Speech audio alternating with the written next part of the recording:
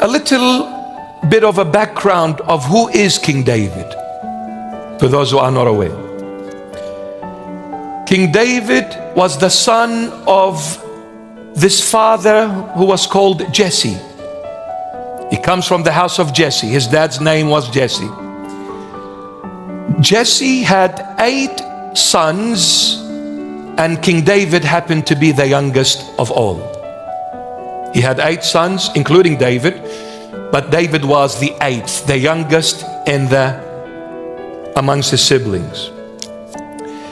The other 7 brothers, they were all strong, tall in stature. Physically, they were very strong. They were very tall, very solid built, young men. King David, on the other hand, was very short, very weak, thin. You blow at him, he would fall. He was the weakest and the shortest in the midst of all his brothers. He was the youngest and the weakest. When we look at our time and age, we can categorize society into 3 broad classes. There is the upper class, the rich people. There is the middle class, and there is the lower class, the poor people. Generally, society of our time is put into these 3 classes: the upper class, rich; the middle class; and the lower class, the poor people. So as was the case at the time of King David, his society at the time was also placed into 3 classes, different to the way it is now. What were those classes at the time of King David?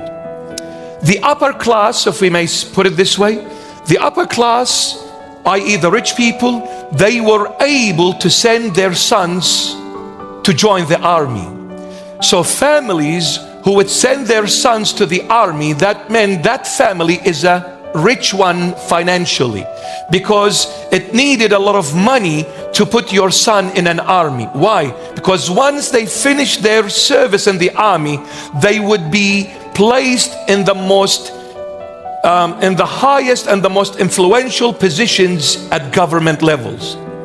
So army graduates, they had the best of the best jobs ever, and they would only qualify them to rich families, to the sons of rich families. Now the middle class at the time of King David, they were the farmers and the merchants. The lower class, the poor people, were shepherds minding the sheep. That was the poor class, shepherds. Jesse, the father, looked at his son David and he said, "You are unfit neither to join the army nor to be a farmer or a merchant. You are weak in all aspects. You can't join the army because it takes somebody who is powerful and strong, physically.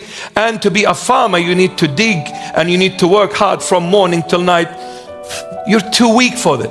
So you can't go neither to the army nor be a farmer. Therefore, there is no other class left for you, my dear son, but to be a shepherd." The lower class. So David ended up being a shepherd, minding the flock of his dad Jesse.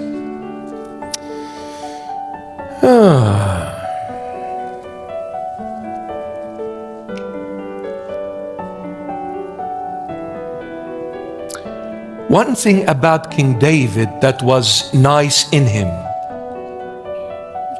I will try again, no worries. One thing about King David that was nice in him, he was never envious of his brothers. Imagine this, when your own dad comes to you and says, "Son, you're good for nothing. Look at your brothers and look at you." How would you feel? That would really destroy you emotionally, mentally, every way, form and shape. It will really hurt you because you feel that you are not as good. And the most painful thing you would feel, you are rejected. And not only rejected by a stranger, by your own dad. Can't be any worse than that. But King David, even hearing it from his own dad, that you're good, you're not as good as your brothers, I'll make you a shepherd, go and mind my sheep and my flock. He was never envious of his brothers, but rather he was happy for them, i.e. he was content with whatever dad gave him. Now I'm giving you very key points. If you adhere to them, you'll be successful in life and successful in the sight of God, not men, God. He was content. He was not envious. Don't forget these words. He was content, not envious. And the third point, he was very happy to look after his father's sheep. He was very happy. Very happy. Wow. Beautiful characteristics in King David. So now, what happens? You see, when you're happy with what is given to you, when you don't whinge, you don't complain, you don't retaliate, you are happy, you are content, and you're not envious because your brothers are better than you. And I'm not talking just your biological family, I'm talking about your church family. Are you envious of other Christians? Are you jealous of your family members? Are you? If you are happy, if you are content, and you accept whatever is given to you from your physical father or your spiritual father like me, when you're happy, guess what? God will talk to you, not me. What happened? God sends one of his prophets called Samuel. He sends Samuel, he says, go to the house of Jesse, and I want you to anoint one of his sons to be the king over the entire Israelite nation. So Samuel the prophet goes into the house of Jesse, and then he said, God sent me to you, Jesse, to your house, and he said, one of your sons God has chosen to be the king over Israel. So Jesse, automatically, human nature kicks in, and he says, oh, of course, my oldest son, look at his physiques, look at the muscles, look at the stature. He is good looking, brother. He fits the criteria quite comfortably. So he calls the first son in. Samuel looks, he says no. He calls the second one in. Samuel says no. The third, no. The fourth, no. The fifth, no. The sixth, no. The seventh, no. Jesse stands not knowing what to say or do anything anymore.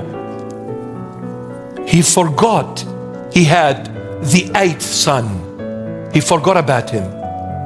He was out there in the field minding the sheep. Jesse turns to Samuel the prophet and he says, these are my sons.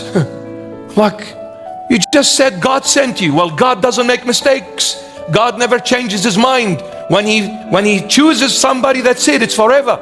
He never goes back on his word. So these are my sons, Samuel. What do you want? He says, no, think harder and deeper. You must have another one hidden somewhere. And then after a little while of thinking deep and wide and far, he said, oh yeah, hang on a sec. Yeah, I have that little kid, but that's a kid. Samuel, my beloved prophet, that's a little kid, leave him alone, man. He didn't say men, no, it's like this. This is the 21st century's terminology. He said, that's a little kid, good for nothing. He said, call him. The moment David walks into the house, the prophet of God stands on his feet and pours the holy oil on him and anoints him king over the entire Israelite nation.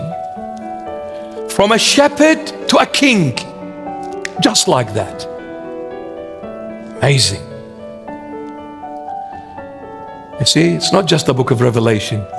Every word that is uttered from the mouth of the Lord Jesus is beautiful. We learn lessons and lessons from it. He anoints David, the weak short, good for nothing king over Israel.